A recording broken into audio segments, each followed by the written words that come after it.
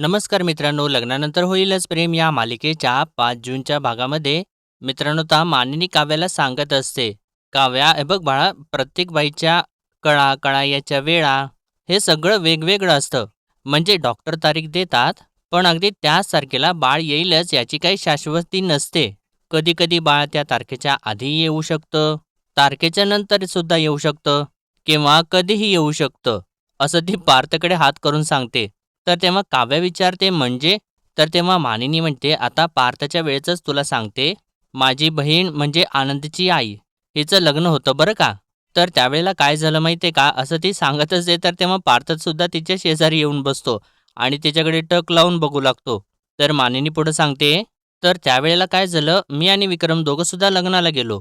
आता बहिणीचं लग्न म्हटल्यानंतर मी एवढी एक्सायटेड होते, म्हणजे मी आधीच प्लॅनिंग केलं होतं की करवली म्हणून मी खूप काय काय करणार.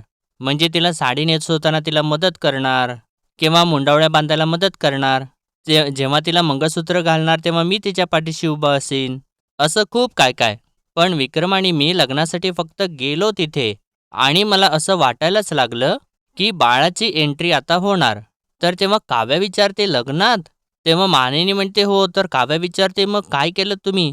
तर तेव्हा मानिनी म्हणते, मग काय, तिथे कळा यायला लागल्या ना मला. मग हे मला हॉस्पिटलला घेऊन गेले, आणि मग हे बाळ झालं, असं पार्थला हात लावून सांगते. तर तेव्हा पार्थ विचारतो, आई, मी जन्म झाला तेव्हा खूप क्यूट होतं ना? सगळ्या नर्स असं मला उचलून घ्यायला भांडायच्या ना? असं म्हटल्यानंतर मानिनी हसूच लागते. तर तेव्हा काव्या थोडी टेन्शनमध्ये असते आणि म्हणते, त्याच्यावरती आपण जरा नंतर बोलूयात का? आणि परत मानिनीला म्हणते, आई तुम्ही सांगा ना, काय झालं पुढे? लग्नाचं काय झालं मग? ते अटेंड केलं? तर मानिनी म्हणते, लग्न राहिलं बाजूला. म्हणजे लग्नात अगदी अक्षता टाकायला सुद्धा आम्ही नव्हतो. काय करणार ना?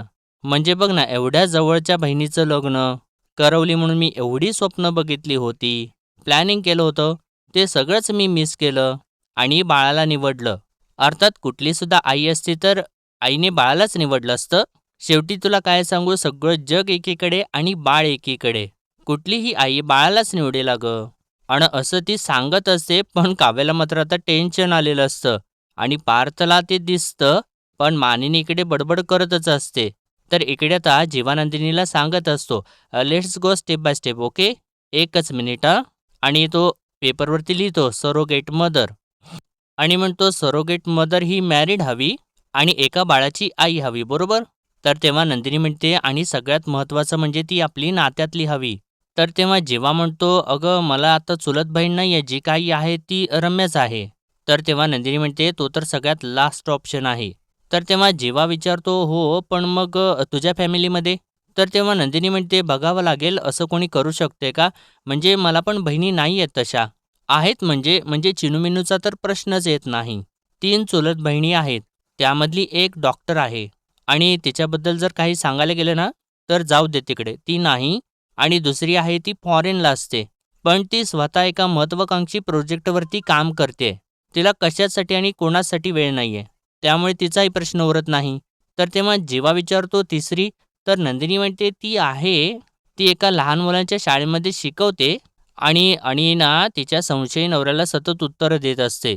आणि ती जर आता आपल्यासाठी प्रेग्नंट राहिली ना, तर तिचा संशयी नवरा तिचं काय करेल याचा विचार करा. तर तेव्हा जेव्हा म्हणतो ते करेक्ट आहे, आणि त्यात आपल्याला सरोगसी लपवून करायची आहे. तर तेव्हा नंदिनी म्हणते, काल आई कशी सगळ्यांना सांगू म्हणून हट्ट करत बसली होती, आणि माझ्या बहिणी पण तशाच आहेत. आई तरी काव्याच्या काळजीपोटी गप्प बसली, पण या बहिणीनं सरळ काव्याला जाऊन सांगतील. त्यामुळे ना हे सगळं जरा रिस्की वाटतंय मला. तर तेव्हा जेव्हा म्हणतो, मग मी काय म्हणतो, आपण नात्याबाहेर कोणाला बघूयात का? तर तेव्हा नंदिनी म्हणते, कसं चालेल, तसा नियम आहे ना. तर तेव्हा जीवा म्हणतो, अरे असले कसले नियम यार. म्हणजे मला एक सांग, एखादी बाई जर स्वतःहून आपलं बाळ तिच्या पोटामध्ये 9 महिन्यांसाठी सांभाळायला तयार असेल, तर सरकारला काय प्रॉब्लेम आहे? तर तेव्हा नंदिनी म्हणते, काय प्रॉब्लेम म्हणून काय विचारताय जीवा? सरकारने खूप नीट विचार करून हा निर्णय घेतलेला आहे. कसं आहे, मी पण थोडाफार रिसर्च केलाय म्हणून सांगू शकते. सरोगशीसाठी इतके नियम असण्याचं एकच कारण आहे, हे फक्त बाळाला जन्म घालणं एवढंच नाहीये, तर एका बाईचं शरीर, एका जोडप्याचं पालकत्व, त्या बाळाचे हक्क या सगळ्याशी निगडीत आहे ना हे. कारण या सगळ्याचा गैरवापर व्हायला नको, म्हणून हे सगळे कडक नियम सरकारने घातलेले आहेत. तर तेव्हा जेव्हा म्हणतो, हो पण अगं गैरवापर काय होणार आहे? तर तेव्हा नंदिनी म्हणते, गैरवापर म्हणजे पूर्वी असं व्हायचं, गरीब बायका ज्या होत्या ना, त्यांना वारंवार पैशाचं आमिष दाखवून सरोगसी व्हायला भाग पाडलं जायचं आणि पैशाच्या मोहापायी त्या करायच्या सुद्धा. पण मग ह्या सगळ्यामध्ये त्यांचं शारीरिक शोषण व्हायचं आणि या सगळ्यामध्ये त्या बाईच्या आरोग्याकडे, तिच्या बेसिक गोष्टींच्याकडे दुर्लक्ष व्हायचं आणि तिचं शोषण थांबवण्यासाठी आणि तिच्या सुरक्षेसाठी हे नियम आहेत. आणि बाळाच्या बाबतीत म्हणाल तर बाळाच्या कायदेशीर हक्कासाठी हे नियम केलेले आहेत. म्हणजे या बाळाचे आई-वडील कोण असतील, त्यानंतर म्हणजे जन्मल्यानंतर बाळाची जबाबदारी कोण घेणार, त्याचं नागरिकत्व काय असेल, या सगळ्यासाठी हे नियम केलेले आहेत. आणि हे सगळे नियम महत्त्वाचे आहेत.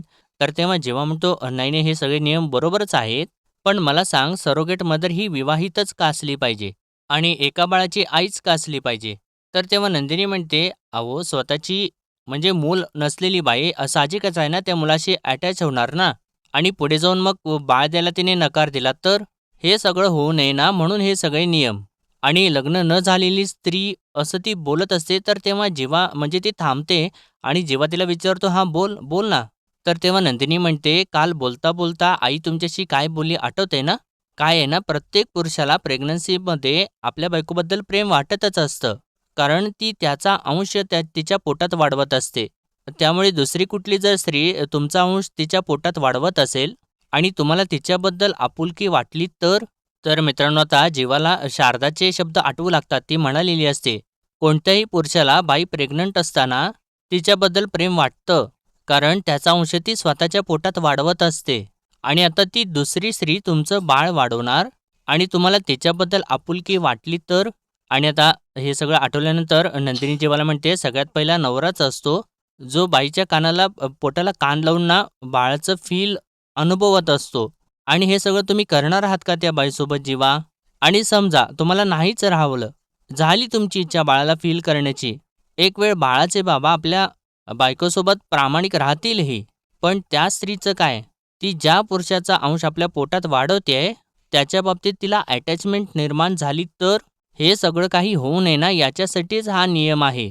तिचा संसारच तिला मागे फिरायला बळ देईल आणि कुठेतरी नात्यामधली मर्यादा ओलांडली जाऊ नये म्हणून सरोगेट मदर नात्यामधली लागते. कळलं का? तर तेव्हा जीवाच्या आता लक्षात येतं आणि तो म्हणतो हां म्हणजे कदाचित परकी स्त्री हे सगळं काही करणार नाही. पण नात्यातली स्त्री हा सगळा काही विचार करेल, की हा माझ्या बहिणीचा नवरा आहे किंवा माझ्या नवऱ्याचा भाऊ आहे. हा माझा नाही होऊ शकत. काय काय विचार करून नियम बनवलेत नाही. तर तेव्हा नंदिनी म्हणते आता कळलं का? तर तेव्हा जेव्हा म्हणतो हो पण एवढं सगळं करून एक लॉ आहेच ना, की सरोगसी करणारी बाई उद्या फिरलीच आणि तिने बाळ नाहीच दिलं तर तेव्हा नंदिनी म्हणते असं होऊच शकत नाही. मग कायदा शिक्षा करेल ना तिला. कायदा तिच्याकडून बाळ काढून घेईल. कसं आहे ना सरोगसी करण्याआधी हे सगळं काही डॉक्युमेंटेशन केलं जातं. व्यवस्थित करार केला जातो आणि बाळ जन्माला घालणं हा व्यवसाय होऊ नये म्हणून सगळ्यात महत्त्वाचा नियम त्यात असतो, की त्यामध्ये ना पैसे इन्व्हॉल्व्ह नसतात. म्हणजे आपण सरोगेट मदरच्या 9 महिन्यांचा खर्च, इतर खर्च उचलू शकतो. पण ती जर या कामाचे पैसे मागत असेल, तर मग ते इल्लीगल आहे. तर तेव्हा जेव्हा म्हणतो म्हणजे जी कोणी बाई असेल, ती या सगळ्या नियमात बसणारी हवी. म्हणजे हा मार्गसुद्धा आपली कसोटी घेणाराच मार्ग असेल. असं वाटलं होतं की सरोगसी हा आपल्या जखमेवरची फुंकर असेल, पण कसलं काय? तर तेव्हा नंदिनी म्हणते जीवा अहो कशासाठी होप सोडताय? आपलं ठरलंय की नाही? मला पूर्ण खात्री की आपण नक्की यशस्वी होऊ. अहो खूप उदाहरणं आहेत मी दाखवू का तुम्हाला? असं म्हणून ती मोबाईल हातामध्ये घेते आणि तिच्या लक्षात येतं की ती म्हणते हे काय आईचे 6 फोन येऊन गेलेत. आई असं करत नाही कधी. असं म्हणून ती लगेचच फोन लावते आणि इकडून शारदाचा आवाज थोडा डीप येत असतो तर तेव्हा नंदिनी एकदम घाबरून उठून उभी राहते आणि विचारते हॅलो आई अगं असं का आवाज येतोय तुझा? तर तेव्हा शारदा सांगते अगं रात्रभर जागीच होते मी.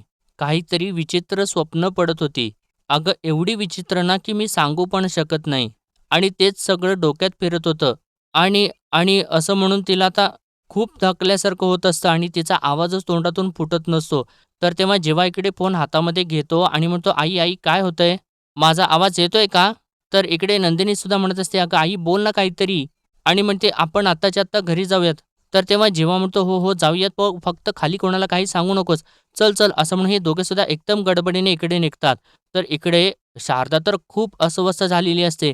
तिच्या छातीमध्ये दुखत असतं आणि तिच्या हातातून मोबाईल वगैरे खाली पडलेला असतो आणि तिचा श्वाससुद्धा गुदमरत असतो.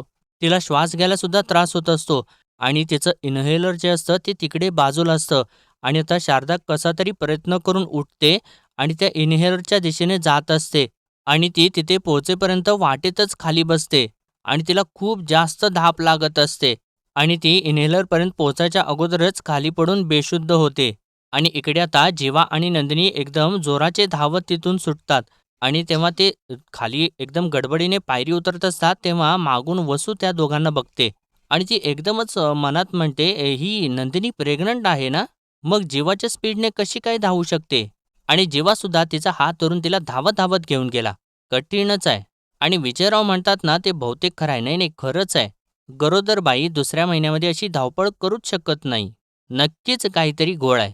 आणि जिथे घोळ आहे तिथे मला लक्ष घालायलाच हवं, नाही का? असं म्हणून ती हसू लागते. आणि इकडे मानिनी आता स्वयंपाकघरामध्ये फोडणी घालत असते आणि काव्या नेमकी तिथे येते आणि तिला ठसका लागतो. तर तेव्हा मानिनी म्हणते, "अगं, तू नेमकी फोडणीच्या वेळी कशी आलीस गं? चल बाहेर चल, बाहेर चल." तर तेव्हा काव्या म्हणते, "नाही, नाही, 1 मिनिट, जरा मी पाणी पिते." तर तेव्हा मानिनी लगेचच तिला पाणी देते आणि म्हणते, "तुला मी एक काम करते, लिंबू सरबतच देते. काय होतंय तुला नेमकं?" तर तेव्हा काव्या आता पाणी पिते. तर मानिनी तिला परत म्हणत असते, "बाहेर जातेस का तू? चल, चल बरं." तर तेव्हा काव्या म्हणते, "नाही, नाही, मी आता ठीक आहे." तर मानिनी परत तिला विचारते, "अगं, काय होतंय तुला? मळमळतंय का? छातीत धडधडतंय का?" तर तेव्हा काव्या म्हणते, "मला ना कसं तरीच होतंय." तर मानिनी म्हणते, "अगं, लिंबू सरबत घे बरं तू, म्हणजे बरं वाटेल." "काय नाही गं, गरोदरपणात होतंच असं." तर तेव्हा काव्या विचारते, "आणि परीक्षा काळात?" आणि म्हणते, "अहो आई, मला असं सतत वाटते की हे माझ्या गरोदरपणामुळे नाही तर माझ्या परीक्षेमुळे होतंय." तर तेव्हा मानिनी तिला म्हणते, "इकडे बघ, अगं तू हुशार मुलगी आहेस, भरपूर अभ्यास करतेस, मन लावून अभ्यास करतेस. कोणाला दिसत नसलं ना तरी मला माहिती आहे. अगं छान जाणार आहे तुझा पेपर. असंच म्हण बरं, छान जाणार आहे. अगं टेन्शन घेऊ नकोस. लिंबू सरबत देऊ? आणि जरा काळजी घे हं, बाहेर खूप ऊन आहे बरं." आणि तिला लिंबू सरबत देत म्हणते, "बरं कशी जाणार आहेस तू? ड्रायव्हरना फोन केलायस का?" तर तेव्हा काव्या म्हणते, "नाही, मी रिक्षाने जाईन ना आई." तेव्हा मानिनी म्हणते, "अगं असं का करतेस? काळजी घे बाई, बाहेर ऊन आहे." तेव्हा काव्या म्हणते, "हो, तरीही." तर मानिनी तिचं ऐकत नाही आणि म्हणते, "थांब, मी फोन करते त्यांना. गाडीनेच जा तू." असं या दोघी बोलत असताना वसू तिथं येते आणि म्हणते, "हे सुद्धा ना हिच्या ताईवरच गेलेली आहे. मानिनी, तुझ्या दोन्ही सुद्धा सुनांना ना अजिबात काळजी घेता येत नाही." तर तेव्हा मानिनी हळूच म्हणते, "बापरे! काळजीबद्दल कोण बोलतंय बघ." तर तेव्हा वसू म्हणते, "काय म्हणालीस? अगं काय म्हणालीस? नाही, नाही, जे काही बोलायचं आहे ना ते स्पष्ट बोल ना. घाबरतेस का मला?" तर मानिनी म्हणते, "छे छे, मी तुम्हाला कशाला घाबरू? पण तुम्हाला खरंच काळजी वाटते काव्या आणि नंदिनीची?" तर तेव्हा वसू म्हणते, "हो, करतेच मी काळजी. तुला काय वाटतं, तुझ्या दोन्ही सुनांच्या बद्दल मला काहीच वाटत नाही?" तर मानिनी विचारते, "वाटतं का? खरं तर ना हा प्रश्न तुम्ही स्वतःलाच विचारायला हवा. तुम्हाला जर काही वाटत असतं ना, तर तुमच्या भाच्यांच्या मुलांना जन्म देणाऱ्या या दोन्ही मुली ज्या आहेत ना, त्यांच्याविषयी ना जरा तरी काहीतरी वाटलं असतं. नाहीतर हिच्या चोरउठीच्या वेळेला नंदिनीविषयी वेडंवाकडं बोलला असतात तुम्ही. काव्याला किती त्रास झाला लक्षात आहे ना?" तर तेव्हा वसू म्हणते, "कमाल आहे हां मानिनी. नाही म्हणजे काव्याची तुला इतकी काळजी वाटते, पण तुझी ती दुसरी सून सेवाभावी ती नंदिनी, तिच्याबद्दल काहीच वाटत नाही का गं तुला? आत्ता बघितलं ना मी जीवाबरोबर उड्या मारत-मारत बाहेर गेले, तेव्हा धावत होती नुसती. आणि हेही बघितलं की जीवानं जाता-जाता बाईकची किल्ली उचलली. याचा अर्थ काय होतो मानिनी? की दोघं जणं बाईकवरती बसून बाहेर गेलेत, हो ना?" तर मानिनी आता तिच्याकडे लक्ष देत नाही आणि काव्याला म्हणते, "तू ना नाही, नाही, थांब, मी ड्रायव्हरला मीच फोन करते." आणि "मी फोन कुठे ठेवलाय?" असं म्हणून ती फोन शोधते आणि काव्याला म्हणते, "तू ये बाहेर." असं म्हणून वसूला तिथंच सोडते आणि या दोघी बाहेर जातात. आणि तेवढ्यातच मित्रांनो आता इकडे हे दोघे सुद्धा म्हणजे जीवा आणि नंदिनी घरी पोहोचतात आणि समोर बघतात तर शारदा तिथे बेशुद्ध पडलेली त्यांना दिसते आणि हे दोघे सुद्धा धक्क्याने घाबरतात आणि दोघे सुद्धा धावत तिच्याजवळ जातात. तर नंदिनी म्हणते, "आई काय होतंय तुला? डोळे उघड." तर तेव्हा जेव्हा सुद्धा म्हणत असतो, "आई डोळे उघडा आई." तर तेव्हा नंदिनी म्हणते, "जेव्हा तुम्ही डॉक्टरना फोन करा ना पटकन." तर तेव्हा जेव्हा म्हणतो, "हो, हो, मी लगेच करतो." तर तेव्हा नंदिनी म्हणत असे, "आई डोळे उघड ना प्लीज." तर तेव्हा आता जीवा लगेचच डॉक्टरना फोन करतो.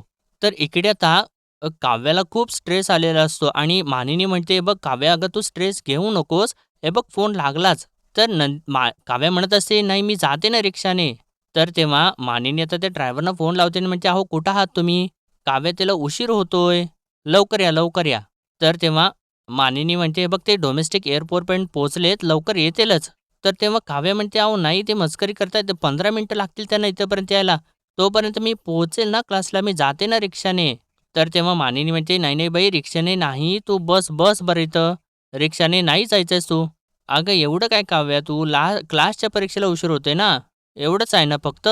तर वसू आता परत बाहेर येते आणि तिच्या हातामध्ये काव्याचं सरबत असतं आणि ती म्हणते, "क्लासच्याच परीक्षेला उशीर होतोय ना. मग झाला थोडा उशीर तर काय बिघडलं? हां, पण मेन परीक्षा असेल तेव्हा मात्र उशीर होणार नाही एवढं मात्र बघ." तर तेव्हा काव्या हो असं तिला म्हणत असते आणि त्यानंतर आता वसू म्हणते, "अगं सरबत स्वयंपाकघरात विसरली होतीस, घे." तर तेव्हा काव्या नकोय असं तिला म्हणते. तर तेव्हा वसू म्हणते, "अगं पी." तर तेव्हा काव्या परत नकोय असं तिला म्हणते.